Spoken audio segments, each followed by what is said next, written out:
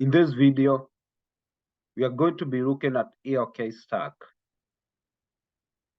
This is a combination of different tools that we are going to use for data collection, analysis, and visualization.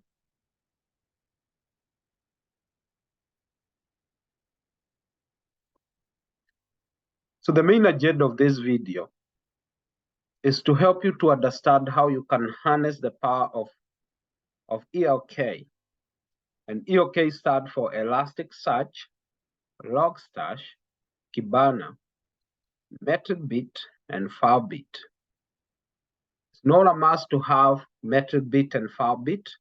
You can use different kind of bits that you want in accordance to the task that you have. But in this video, we are going to focus on using Metricbeat and Filebeat as our bits. Let's start with the introduction. The first thing you need to know is that ELK is an open source. It is a stack, which means it's a combination of different tools that are put together. And these tools are going to help us to accomplish the task of collecting, storing, searching, and visualizing the data. It's important to understand that ELK stands for Elasticsearch, Logstash, and Kibana.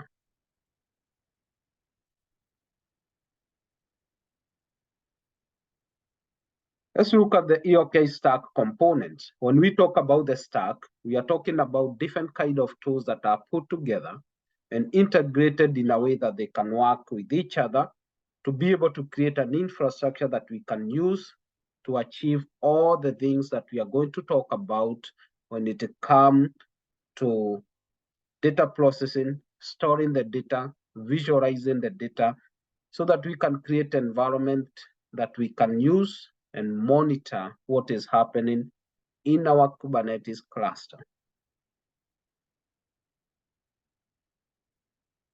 As you can see, we have the Elasticsearch. It's used for data storage. It's like a store, but this store is going to be keeping different kind of data. Not only does it store the data, it also helps us to retrieve the data. We have another very important tool in this stack called Logstash. And the work of Logstash is just to process the data. For data to be stored inside the Elasticsearch, it has to be processed in a certain format. And the work of processing the data into that format is actually done by Logstash. Finally, we need to visualize the data. We need to see exactly the data in a way that we can be able to tell what is happening. And to be able to do that, we need a visualization platform. The one that we are going to be using in our stack is called Kibana. So this is a diagram that is showing you exactly how these tools integrate and work together. As you can see here, we do have a log. The log is brought to the Logstash where it is processed. Then from there, it is actually stored in the Elasticsearch. After being stored in the Elasticsearch, we can be able to retrieve it and be able to see what is happening using Kibana.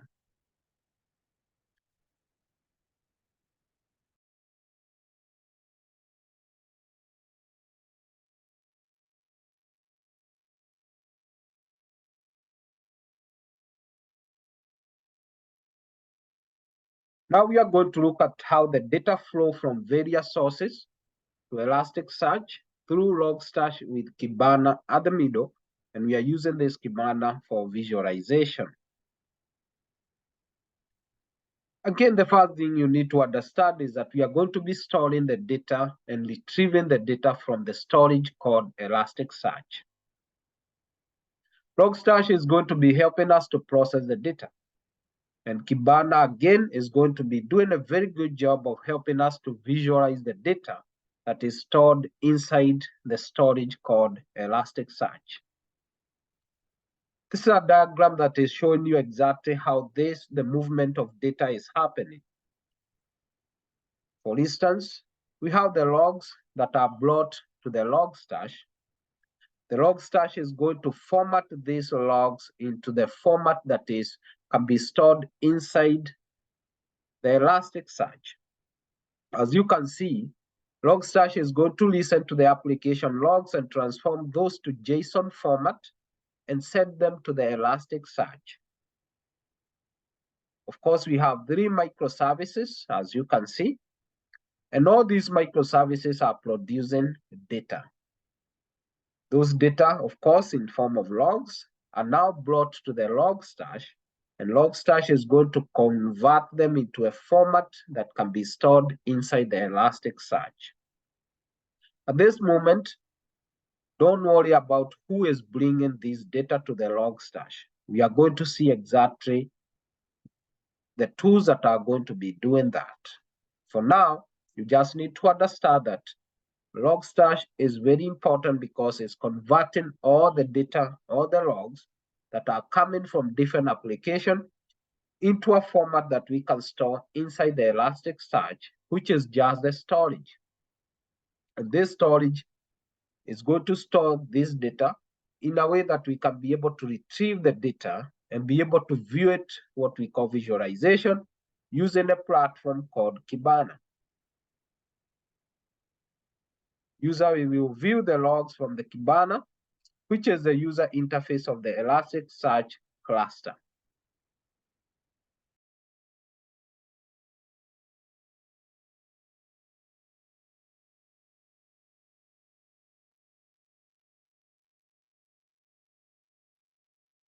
We continue.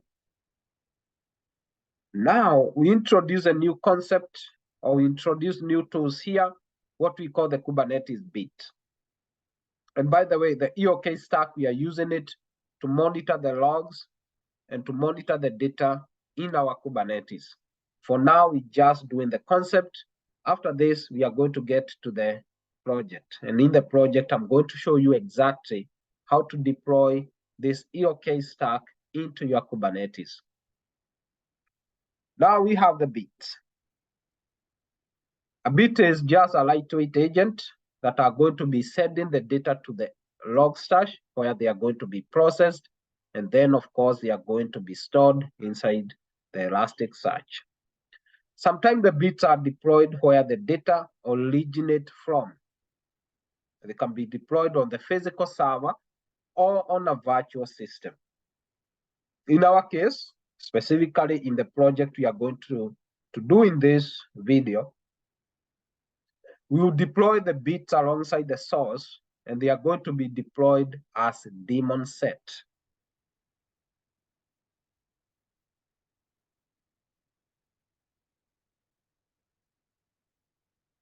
We're going to start with our first type of a bit. And this bit is called the Metricbeat. The question is, what is the work of Metricbeat?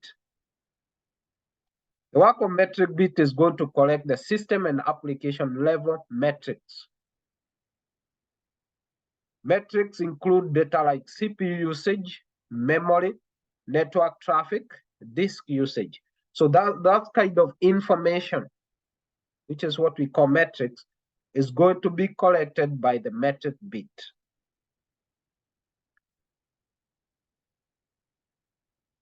Now we enter into the next bit. And this bit is what we call the Filebeat.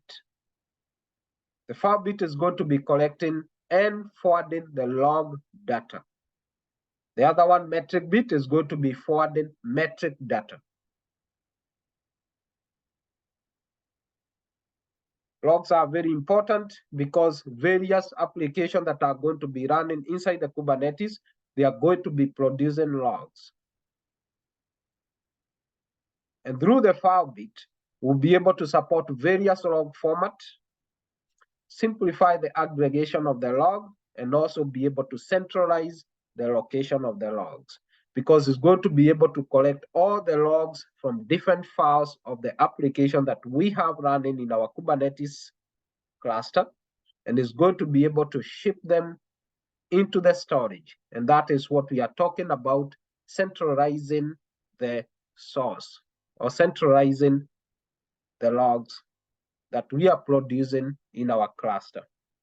And when we centralize them, we can be able to view them from one point or from one position through the use of Kibana.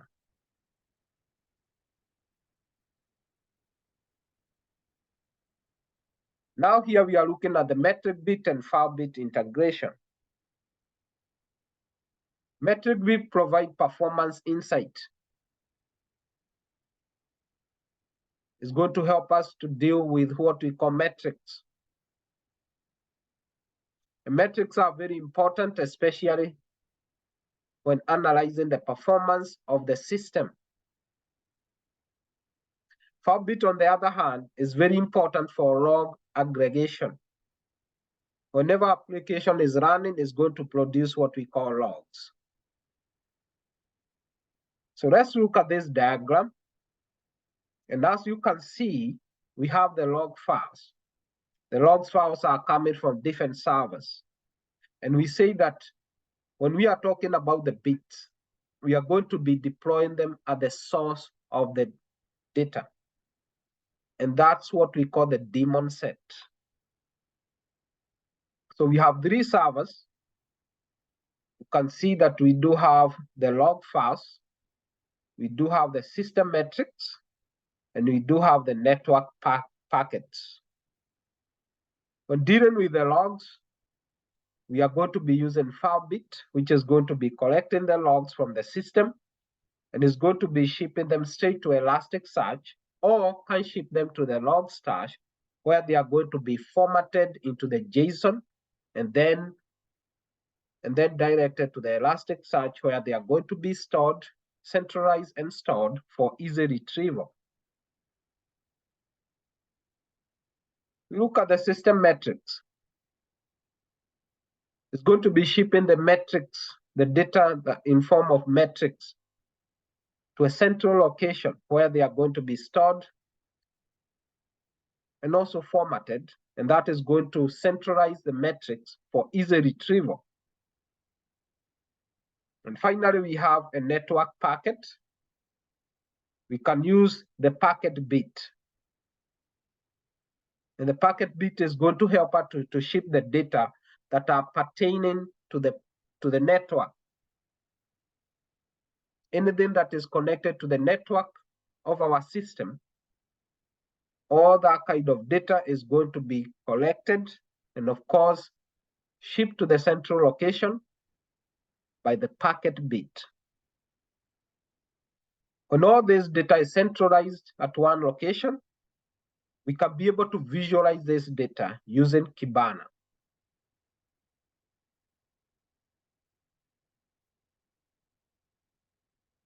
Let's look at the benefit of Metricbeat and Filebeat. We're going to start with Metricbeat. It helps us to be proactive when it comes to infrastructure management. It helps us to be able to analyze the performance of our system and be able to get the insight and optimize the performance of our application and systems. Filebeat, it helps us to centralize the log collection. Logs are very important for troubleshooting and also to be able to give us insight on how the application is behaving.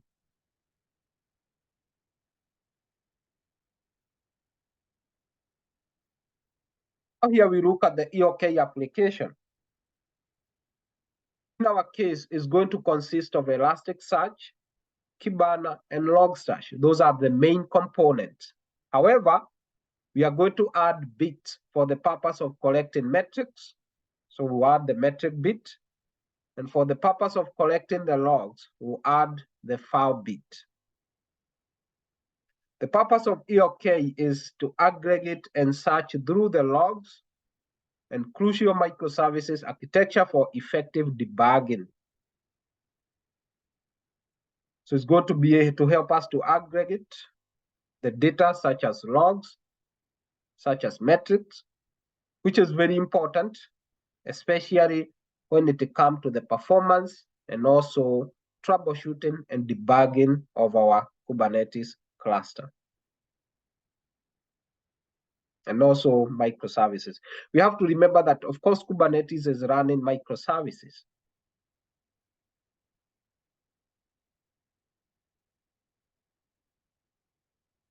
Let's look at the main components. We start with the Elasticsearch. It functions as a central log database, or is used to store the logs and other kind of data such as metrics. Let's look at Kibana. It serves as a visualization platform. It's going to be helping us to query the Elasticsearch data. Let's look at Logstash.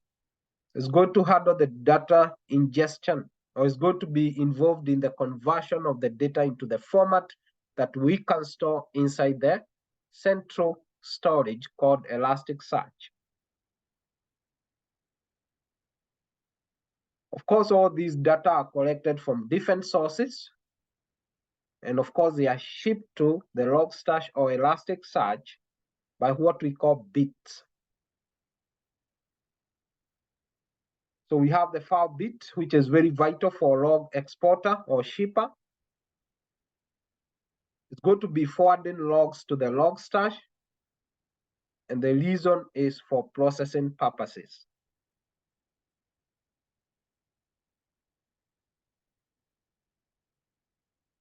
Now here we have a workflow. We start with the data collection.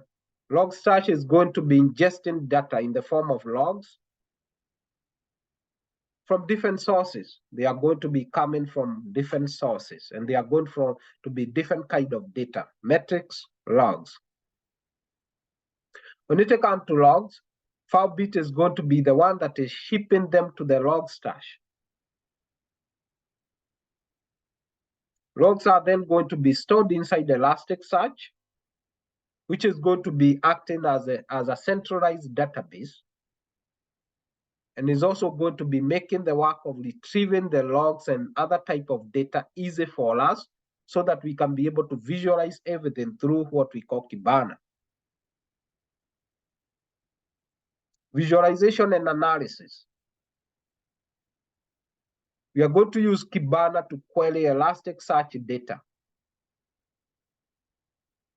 Because when the data is stored inside the central location like Elasticsearch, we still need a way to be able to see it, visualize it, query the data.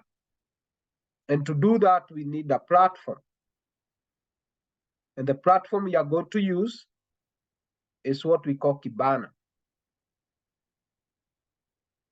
Kibana is very vital because it's going to provide us with what we call the visual interface that is going to help us to explore and analyze both the logs and metrics.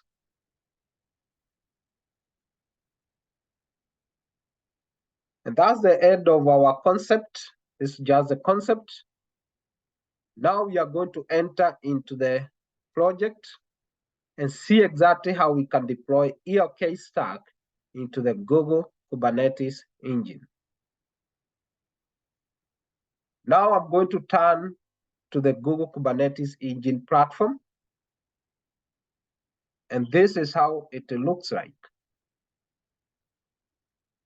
If you don't have a Google Kubernetes cluster, you need to go, as far as you have your Gmail, you need to go and open an account with Google. And all you can do is come and type what we call Google Kubernetes engine. So when you type here, as far as you have your Gmail account,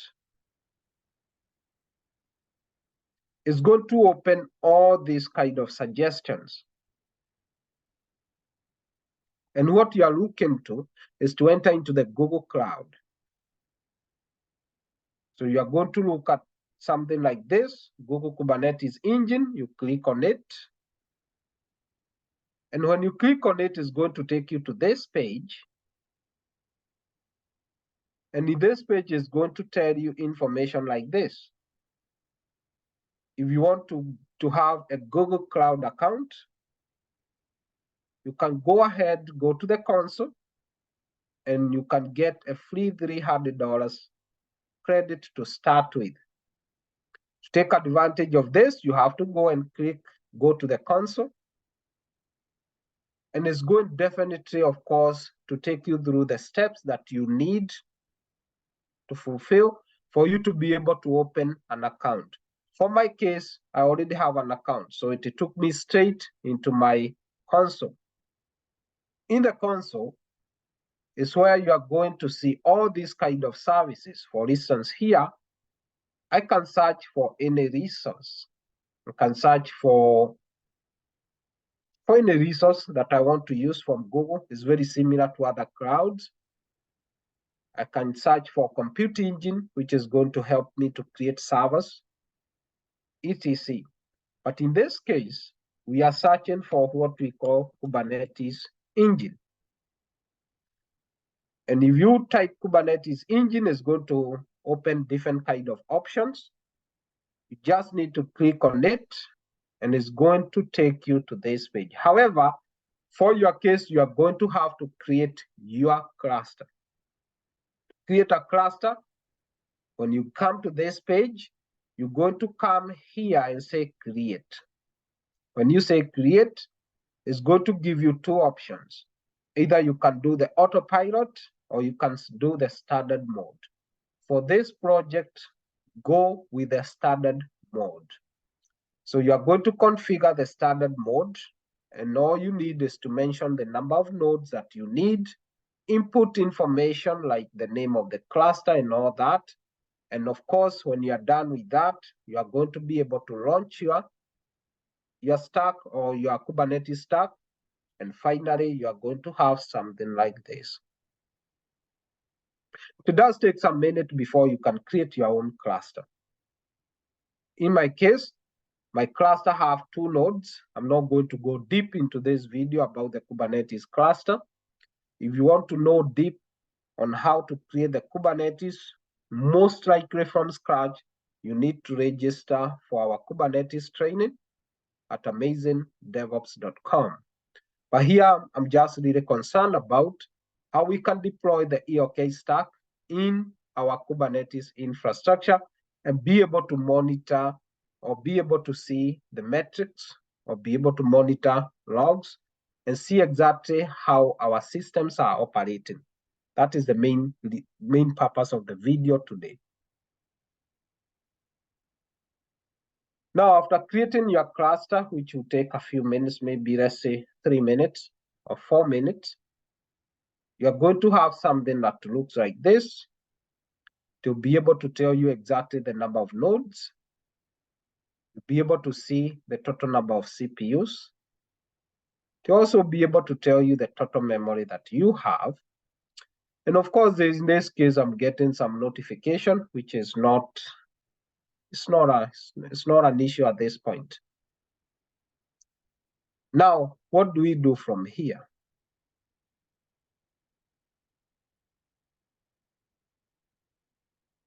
From this point, you're going to be looking for these 3 dots here.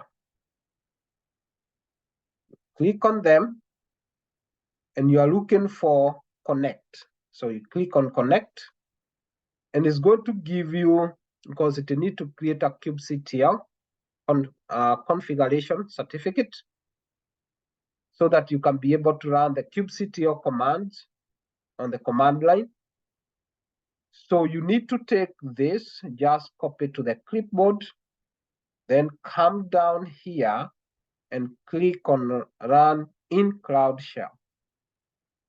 It's going to start creating some things, as you can see. You can either wait and work on this terminal, but the best one that I like is to open an editor.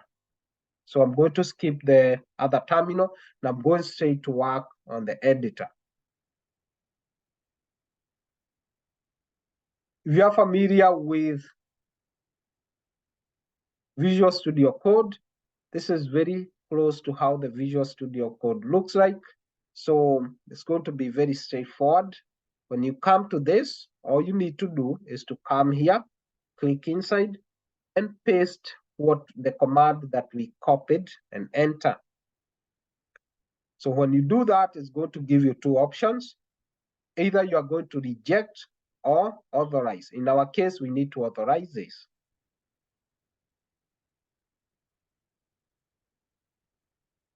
After that, I'm going to clear my terminal.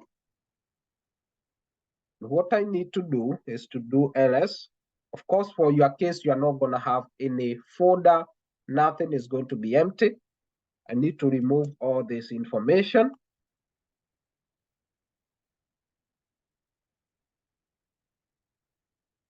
So I'm now typing to remove the folder.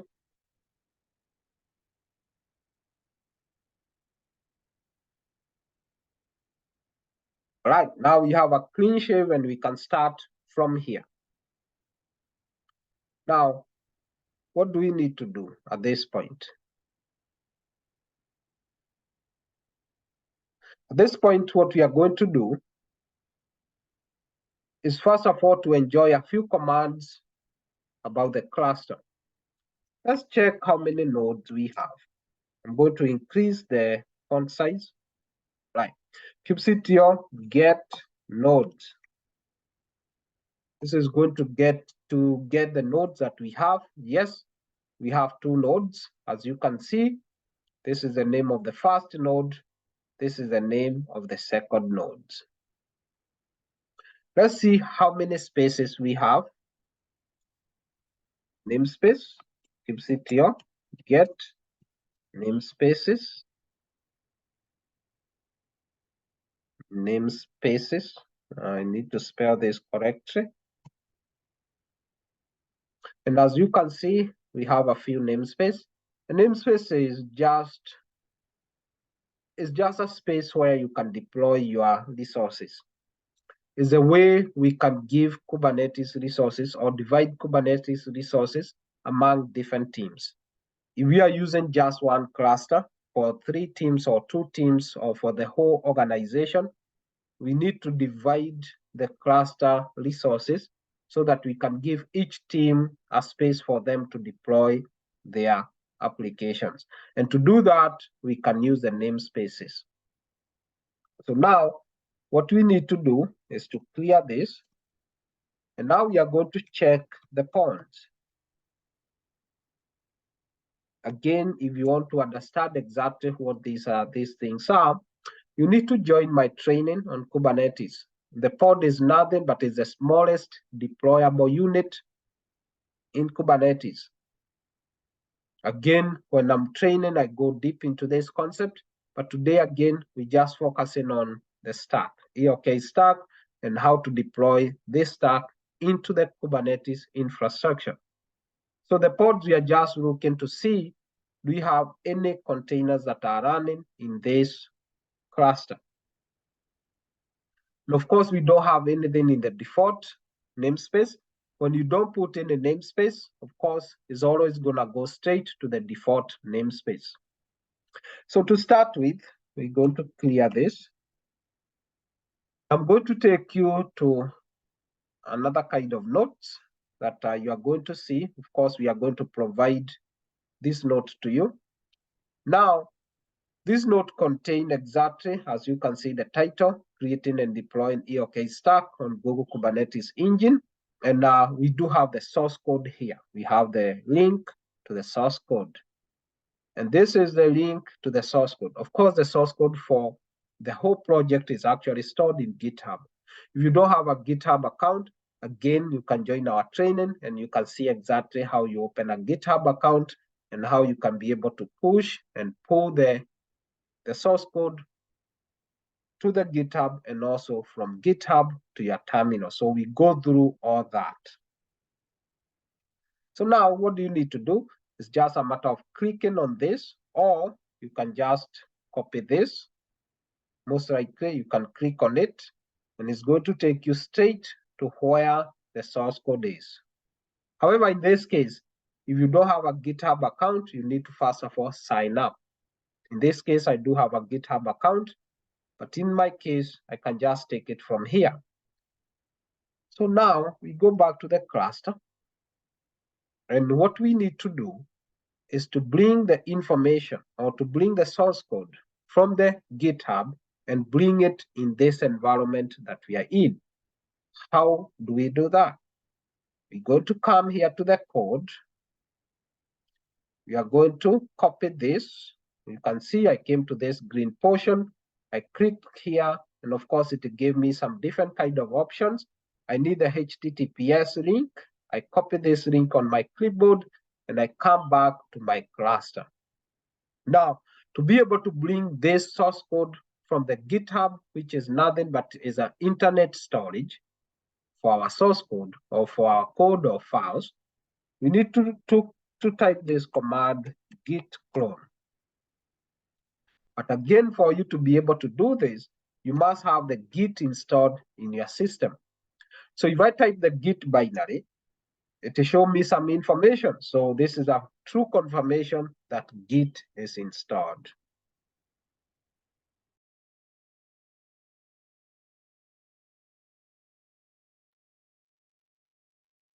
So we have a confirmation that Git is installed.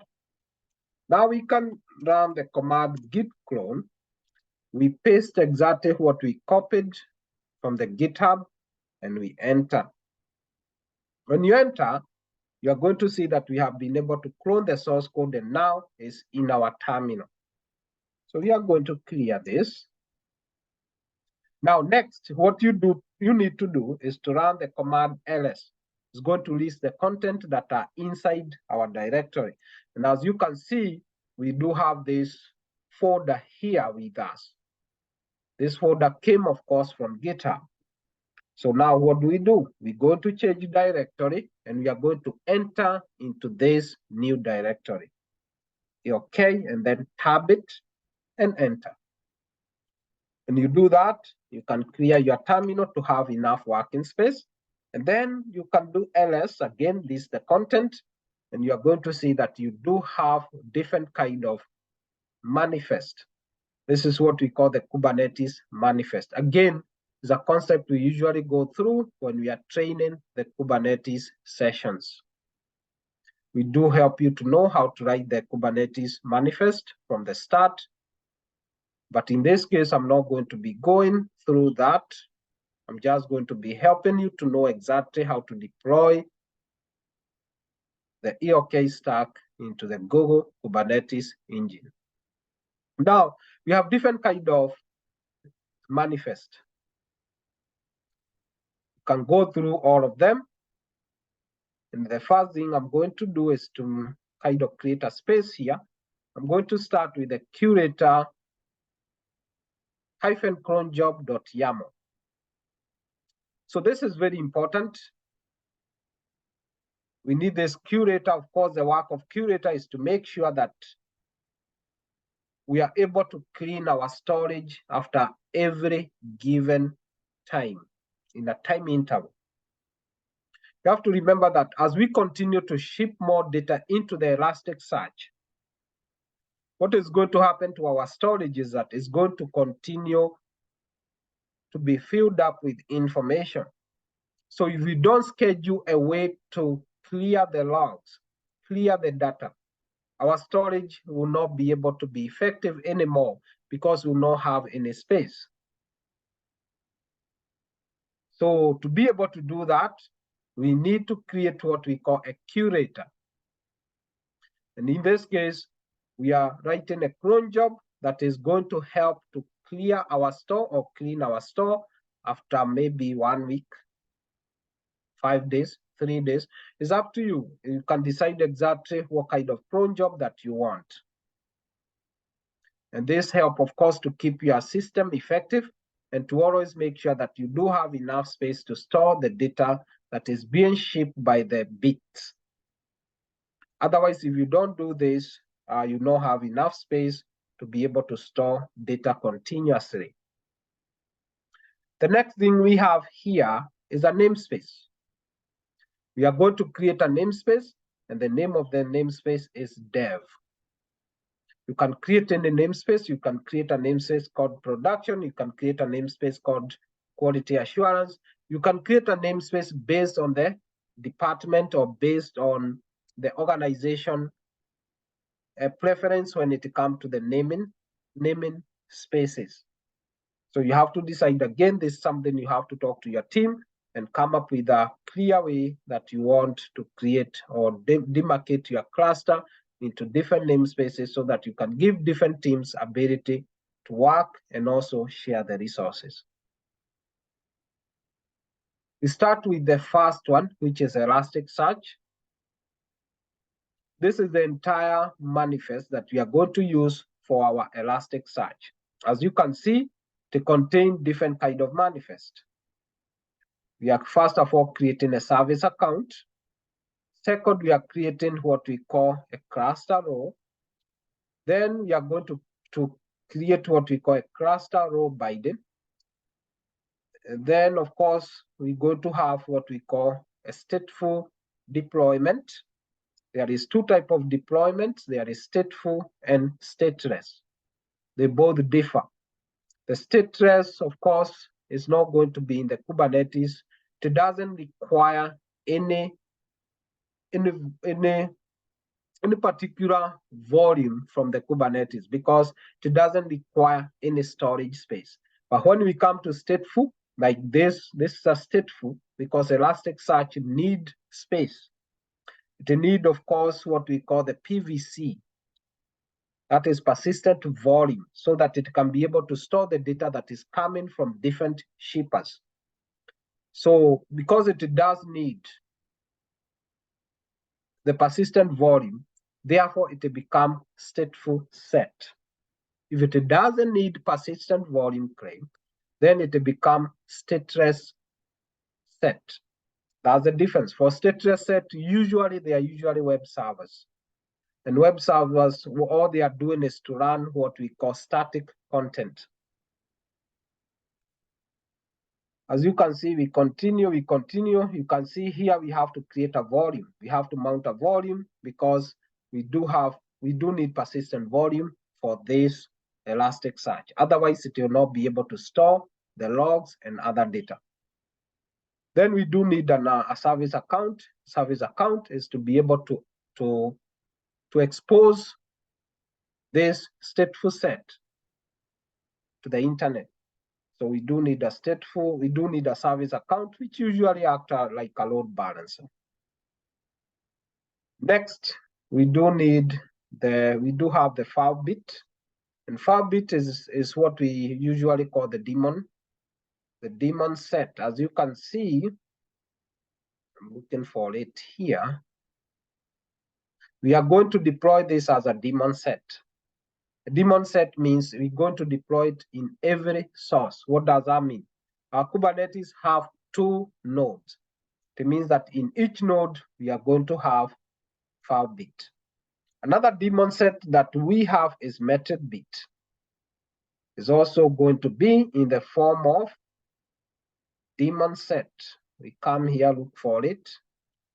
Another daemon set. So it means since we have 2 nodes, each node is going to receive a Metricbeat. And that Metricbeat is going to be collecting the metrics in each of the nodes. Next, we move to the Logstash. And Logstash is very important because it's a data processor. So it's going to be receiving the data from different shippers. And these shippers, in our case, we only have 2. And these shippers are Metric and Filebeat. They are going to be shipping the data straight to the Logstash. And Logstash is going to be converting this data into JSON format and then pushing them to the central storage. And that central storage is what we call Elasticsearch. Finally, we do have Kibana. And Kibana is what is going to help us to query the data and also be able to visualize the data. So this is how our manifest looks like. I do have some notes for you. This is if you go through the README, you're going to see that we do have very important notes here. For instance, we talked about the curator. As you can see in the curator, we do have a cron job. A cron job is very important because it helps you to schedule the task that can happen in time interval. For instance, every Friday. Let's come to the notes, README. You're going to see that this is a cron job we are using. And this cron job is specifying that we should be able to carry the task every day at midnight. So we are going to be clearing all the logs and data that have been able to be stored inside the Elasticsearch every day at midnight. It's not a must you do that. You can change the clone job schedule and decide the schedule that fits your company. So this is just information. So by the time we are done with this project, this is what we should have. We should have Elasticsearch login, Elasticsearch login 1, Filebeat, Filebeat, Filebeat. Again, Filebeat are deployed as daemon set. In this case, it means that we have 1, 2, 3, which means we have 3 nodes. It's not a must you are going to have 3. It matters with exactly the number of nodes that you have in your cluster. Kibana is 1. Logstash is going to be 1. Now we do have the Metricbeat, as you can see, 1, 2, 3, again deployed as daemon set. After we create all this, we're going to come here and get the service. The service are the load balancers. They are what is going to be exposing some of these ponds, of course, to the internet. So when we run this command, which is going to help us to get the service, we're going to see all this. Then from there, we'll continue to work on the project. I'll take you through all this, but these notes in the README are very important and can help you understand exactly how this project is flowing.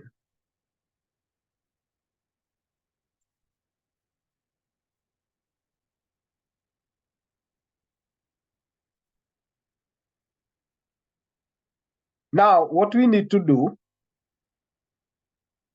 is to start working. We're going to start by deploying the stateful set. But before that, we must create the namespace because we are assuming that we are sharing this cluster. There are 2 ways to create the namespace. We can create the namespace declaratively, or we can create the namespace imperatively. If I want to create imperatively, what I'm going to do is to come and type the command here, kubectl create namespace. The namespace is dev. And I'm going to enter. It's going to tell me that the namespace has been created, as you can see. So how do I get the namespace? I just need to clear this. And I need to come and type the command kubectl get namespaces. You can see that now I can easily get the dev namespace that we just created. What next? If I want to see whether I do have any resources inside my namespace, specifically, I want to see whether I have ponds. All I need to do is to run the command kubectl get ponds -n that stands for namespace and then the name of the namespace. And I enter, I'm going to see that I don't have any resources in this namespace. What if I want to see what is in the what this namespace is all about? What if I want to describe it? How do I do that? Go to come and say kubectl describe. It's very easy, just like how you speak. Describe namespace. The namespace name is M. And then I enter. Oh, my command is not correct, so I need to go and fix it.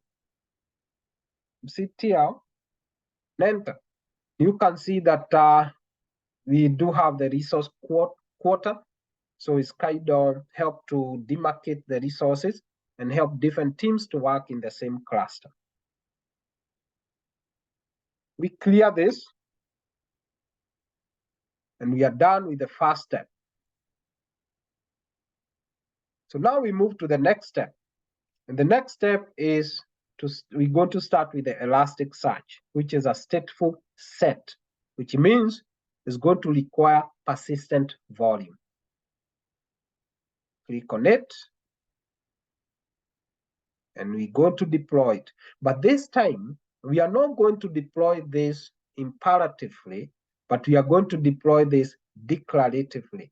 The difference between the two is the word apply. If I say kubectl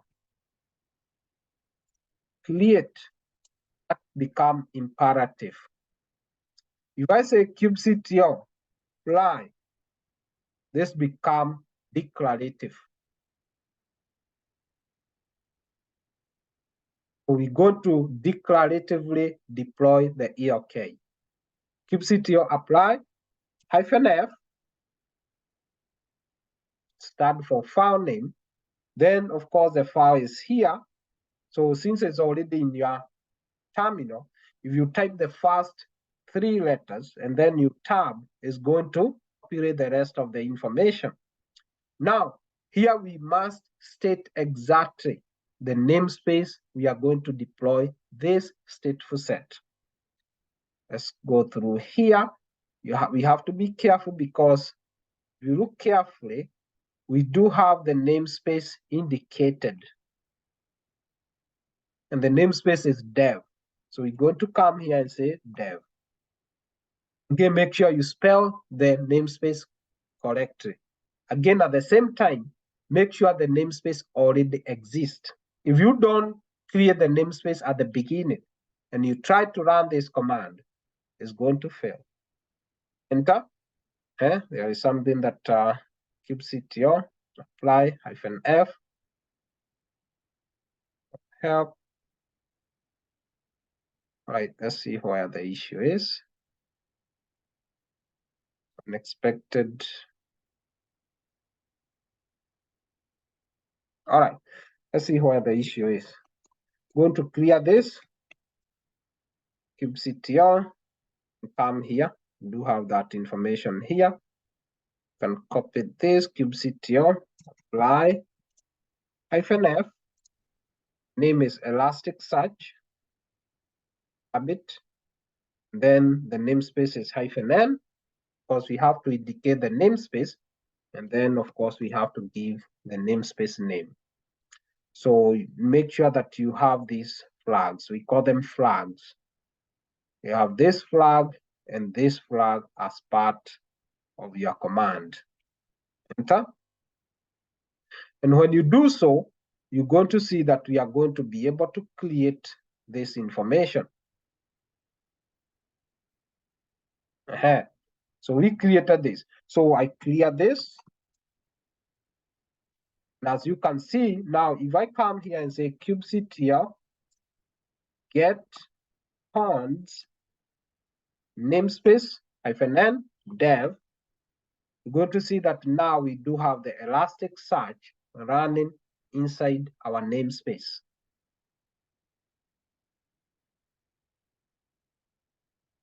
Trying to see what is happening here. My terminal. All right, so in case you have this issue, don't worry at all. Just come back to the terminal, open a new one, and it's going to open a new terminal here. So it can happen, but don't worry about it. Just do exactly what I did. So now again, let me do it again. kubectl get ponds -n for the namespace and then the namespace name.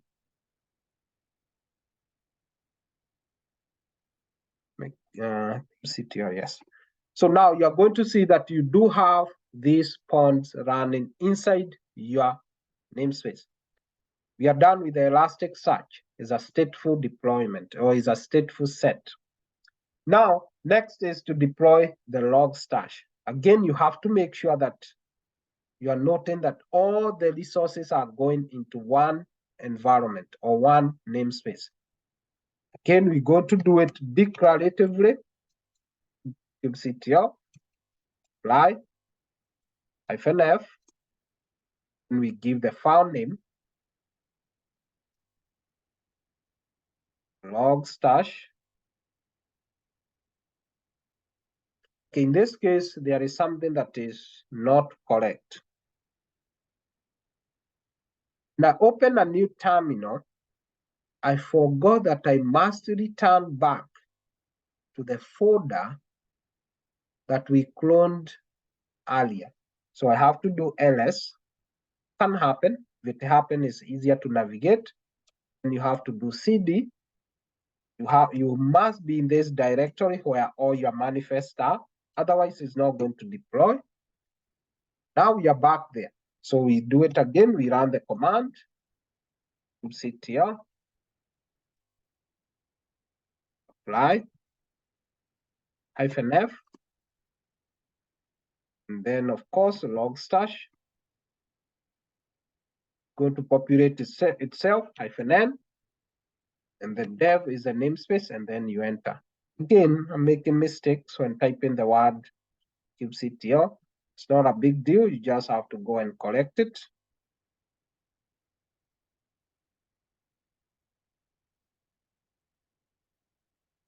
kubectl. All right. Now it's going to deploy again. And as you can see, several things have been created.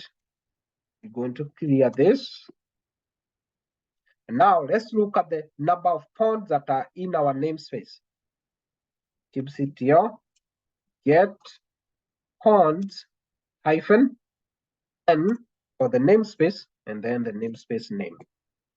And as you can see that now the Logstash has been deployed. It's now running inside our dev environment. So we clear this. Now we are done with 2. Here we go to the next one. The next one is definitely going to be our first bit. We can do the bit or we can do the curator. So let's start with the bit. We're going to start with the Filebeat. Again, we're going to do it declaratively. ctl apply name of the file where our manifest is. You just tab it, it populates itself. -n for the namespace and the namespace. Enter. Again, several things have been created. And if you want to know more about all the cluster row binding, config, map, service account, you can join our Kubernetes training. You clear this. And after clearing this, let's now see how many ponds we have. kubectl get ponds with an n for the namespace, and it's in the dev. Now we have 2 Filebeats. And again, do not forget the concept of daemon set. This Filebeat is being deployed at the source. So it's going to be collecting the logs in the 2 nodes that we have. Let's confirm this. kubectl get nodes. Sure, we have 2 nodes, 1, 2, and now here we have 1, 2. We have 2 Filebeat and 2 nodes. So we have 1 in each node. Why is that important? Because it needs to collect the logs in each node. Very important concept. Now we are done with Filebeat. Now we go and deploy the Metricbeat. Again, declaratively, apply -f. It's going to populate itself. Then -n for namespace, and dev is the name of the namespace. Then you enter. And again, we do have different we do have things created. We do have the service account cluster row binding authorization, config map, and we do have the daemon set created, config map, and deployment. So we clear this. Now it's time to check exactly how many points we have. So we do the kubectl get points hyphen n, and we put the namespace and enter. Again, we have deployed this. We have three things here. Why? Because as we were applying this, we saw that we are creating one as a deployment. Then we have two daemon set. And these daemon set are deployed in each of the two nodes that we have. Why? Because they are going to be collecting the metrics in each of the nodes. Each node is going to have a Metricbeat, and that Metricbeat is going to be collecting all the metrics from that node and is going to be shipping that information back to the Elasticsearch. Clear this? Almost there. Now we have two more left.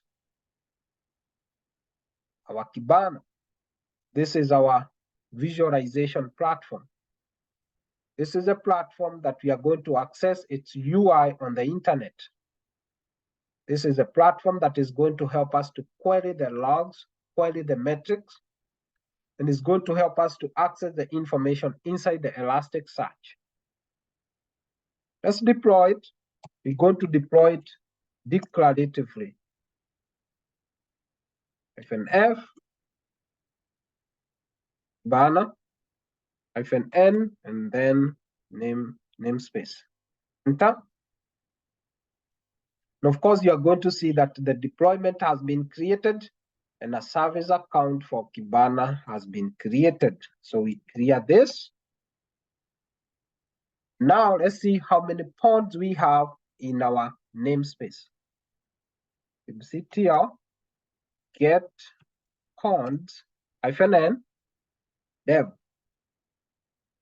We have the entire stack here with us.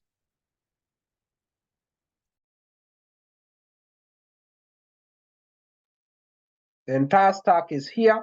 As you can see, we have Elasticsearch, which is going to be storing our logs, our data, our metrics. We do have the Logstash, which is going to be involved in the process of formatting the data that is being brought to it or being shipped to it by the bits. We do have the Filebeat that is going to be shipping the logs from each of the nodes and is going to be shipping them to the Logstash where they are going to be formatted into JSON and then stored in the Elasticsearch.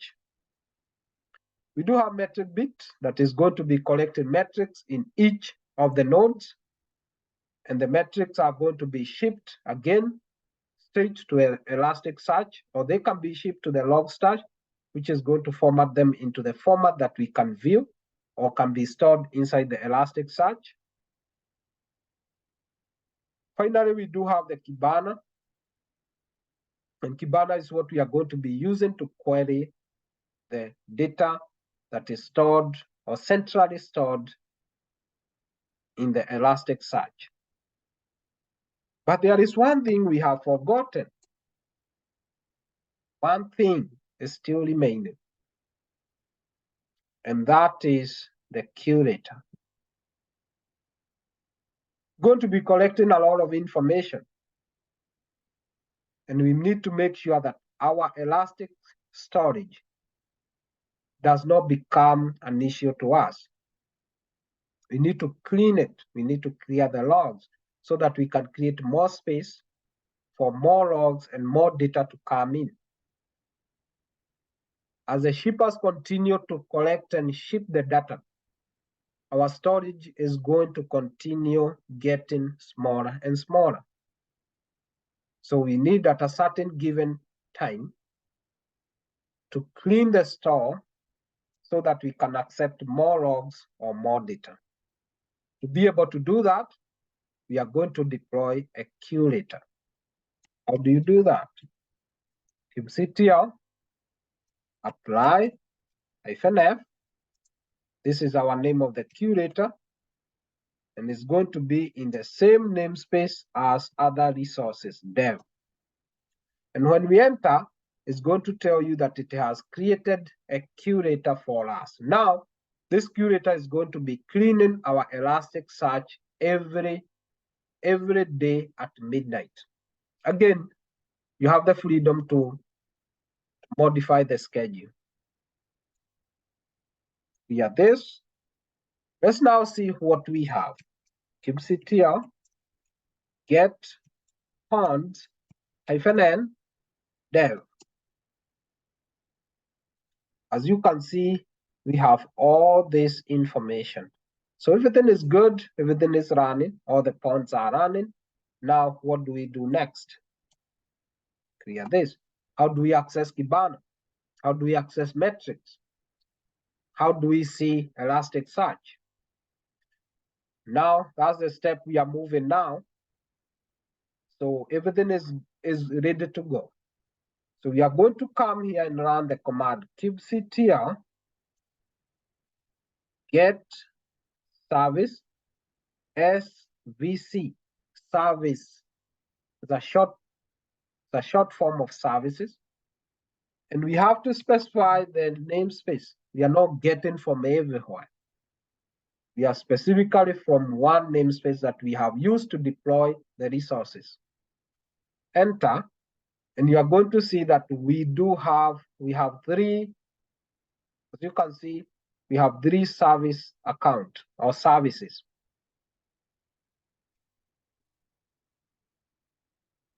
I'm going to push this one up a little bit. I'm going to increase this size so that you can see exactly what I have here. All right. All right, now here we go. We have three services. You have to realize that, let's start with the first one.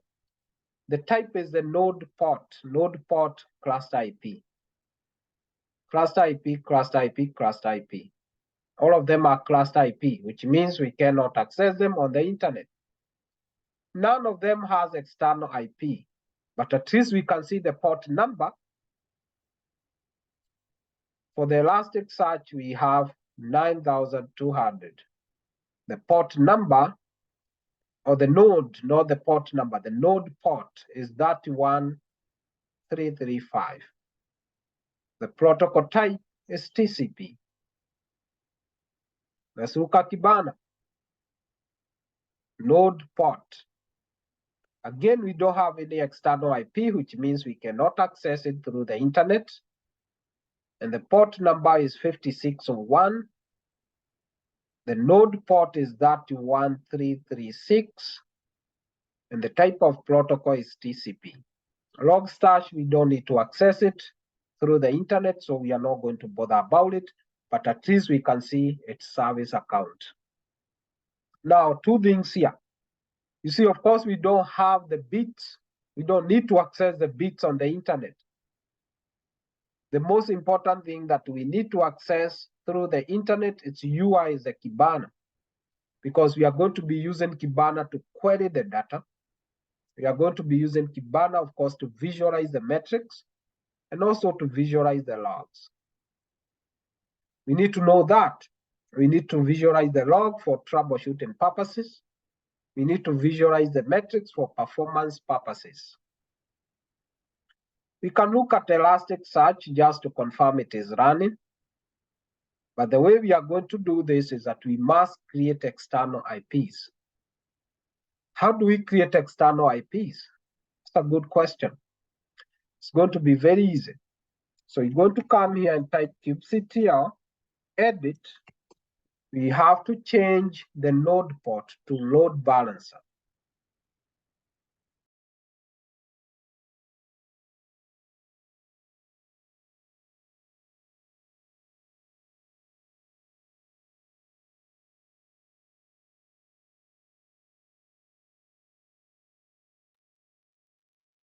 kubectl edit, and these notes are also in the README. You can get this command, all of them with images in the README.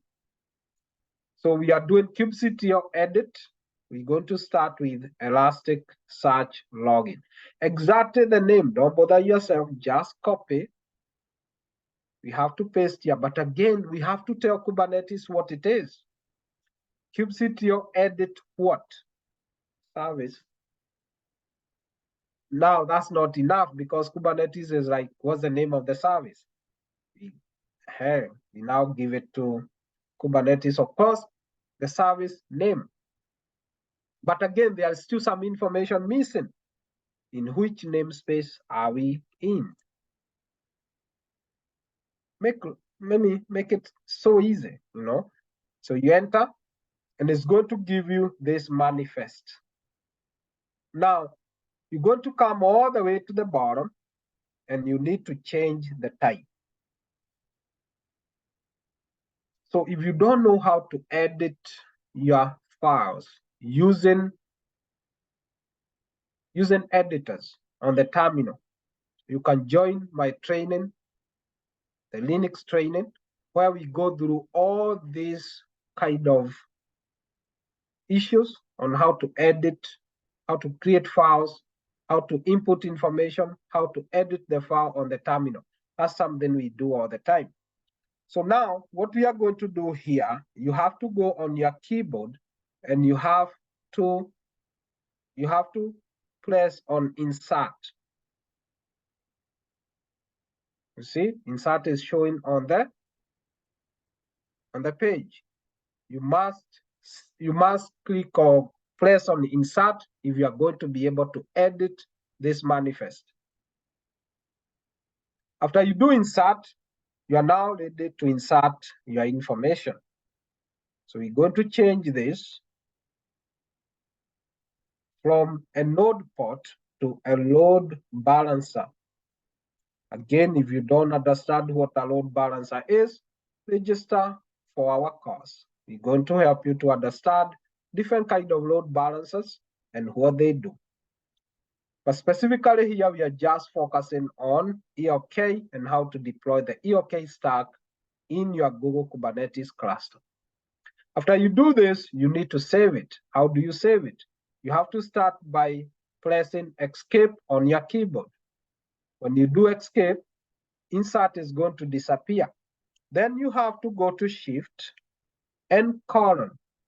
And colon is going to appear on the terminal.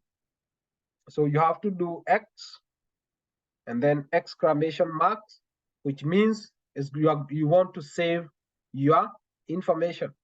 You want to make sure that you're able to save the information you have added to this manifest. After that, you press enter and it's done. If you do it the correct way, you should be able to see that now the Elasticsearch service has been edited. Let's look at it again.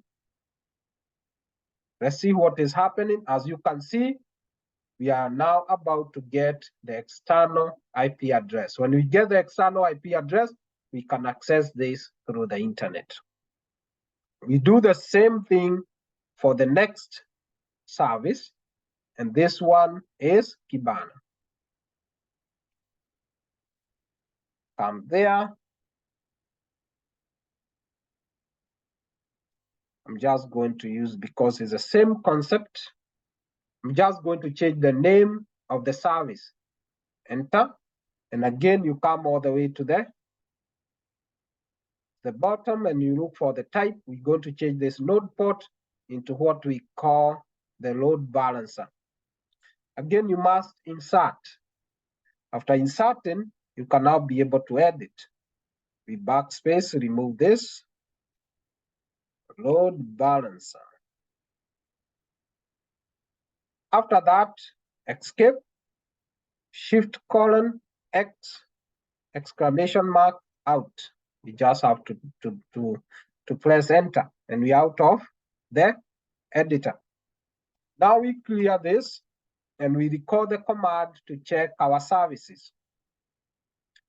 The best thing is that one of the service has already gotten a load balancer and now has an external IP address. So we copy this, we go on the browser,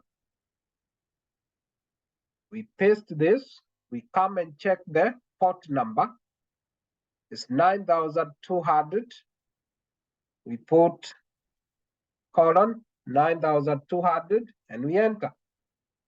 And sure, you can see that here we do have Elasticsearch, which is confirming that our Elasticsearch is working.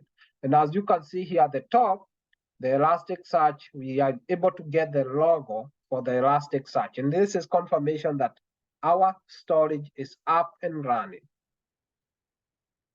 You can see all these versions, build number, cluster name, all that. Let's see whether our Kibana is up. We run the same command for checking the services. Yes, Kibana is up. Again, we copy this. We're about to access the UI for Kibana. We come here, we put the colon there. Then, of course, the port number is 5601. 5601. Enter. Now, this is the Kibana dashboard that we are looking for. Now we can see the Kibana dashboard. We can see the Elasticsearch. We saw the Logstash. We saw the Metricbeat. We saw the Filebeat. And of course, we created the curator. Now, how do we create the index? To create index and be able to observe what is happening in your cluster, you're going to come to this location, index patterns, index patterns. In this case, we are going to create Metricbeat. As you can see, it's already telling us the Metricbeat. So we just need to give it a name. And it's going to display everything about Metricbeat. We can include the system indices. And we go to the next step. And here, we can select exactly what we want. For this time, I just need information with timestamp. It means that information that is generated at a given with time in front of it. Timestamp and create the index pattern. All right, so we have a lot of information here, but still we cannot visualize anything. These are all stuff, but we still cannot visualize. So how do I get the visualization of Kibana? I'm going to come here to discover, and I'll click on it. And when I click on discover, you see some things happening here. Now, we do have a Kibana here, and we can query the data. We can query the data from the Elasticsearch. We can also see information that have the timestamp. For instance, we can see the Metricbeat. We can see information about Kubernetes. We can see the timestamp for this. We can see the source.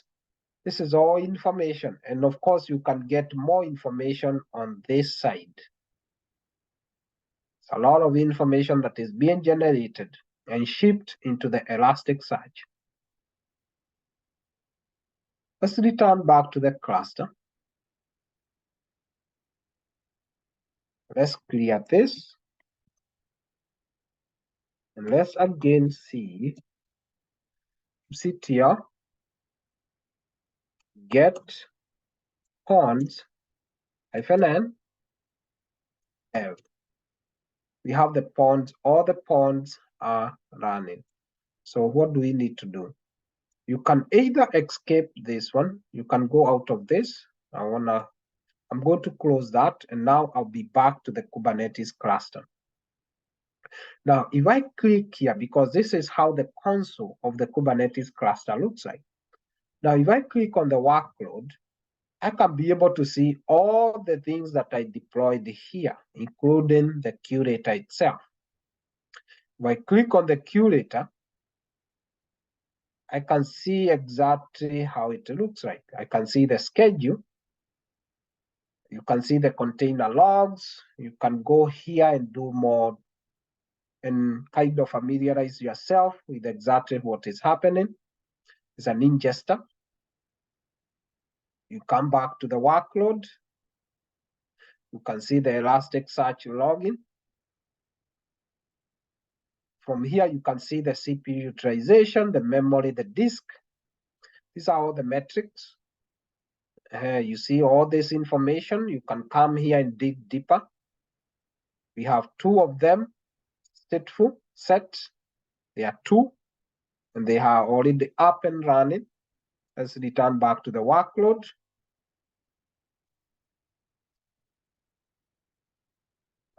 We have Filebeat here. Again, the Filebeat is up and running. As you can see, they are already shipping things. CPU utilization, memory, and of course the disk. You can come here and see logs and audit logs. You can see the container if you want to see more information. And of course, it's up and running. Same case you can do with Kibana, Logstash. Let's look at the Logstash. And as you can see in the Logstash is up. You can see that we do have the memory and we do have the disk.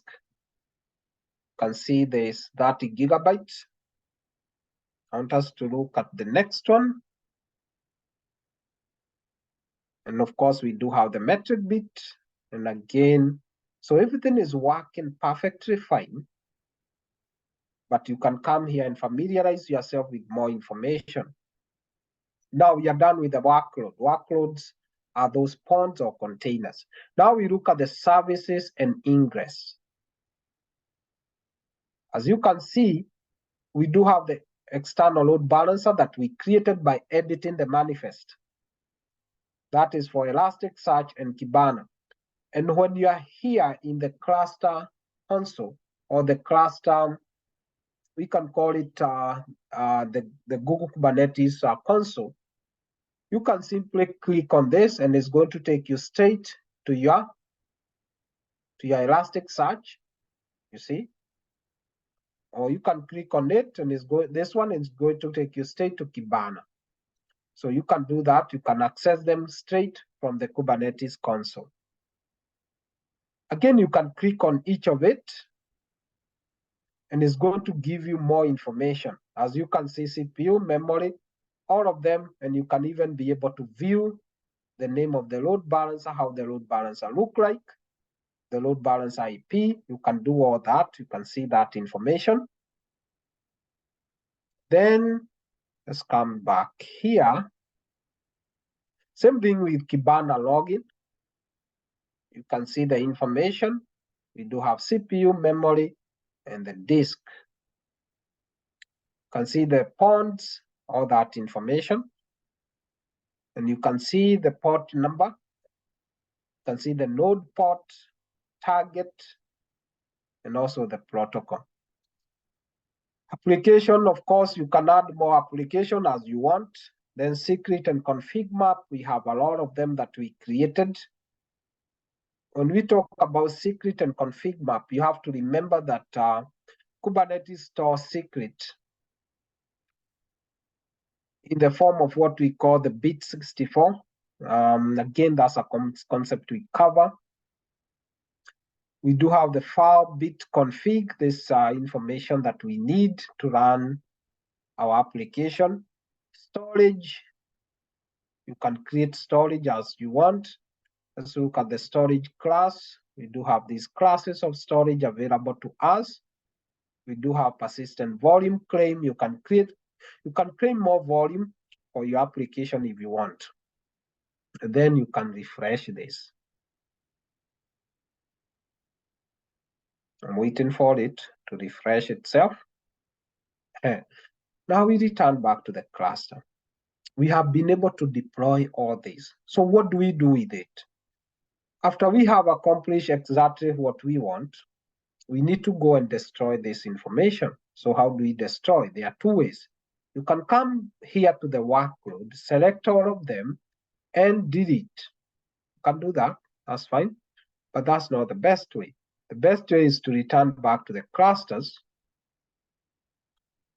and then come to the 3 dots, connect, again, copy this, run in the cloud shell, Since we already did it the first time, it's going to be very easy this time. We wait for the cloud share to be created for us. And of course, we pull it like that. We can just clear this. And now what we need to do is to understand exactly the namespace we are in. Now, if we are done with whatever we wanted to achieve with the ELK stack, we need to remove these resources because they are consuming, they are increasing the cost. They are consuming some resources which we can use for other purposes. So we are going to come here and say kubectl delete namespace. When we delete, it's going to go away with everything. So it's being deleted. It's going to take some time because there are several things that you need to go. So we give it some time. So now you can also see what is happening in the console of your cluster by pulling this up and down. We're going to come back to the cluster, look at the workload, and you're going to see that. Let's refresh this. You should start seeing that the workload is terminating. You see, it's all gone. We go to the services and ingress, it's all gone. So everything has been deleted simply by deleting the workspace.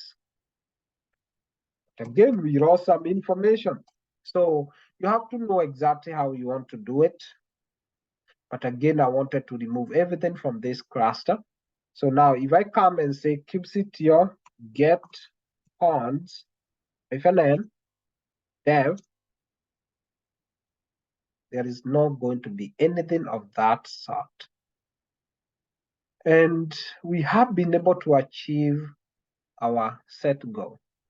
Our goal was to deploy the ELK stack into the Kubernetes infrastructure successfully and be able to create index pattern and view or be able to view exactly or be able to query some information inside the Elasticsearch. Just to recap, Elasticsearch, of course, ELK is a stack.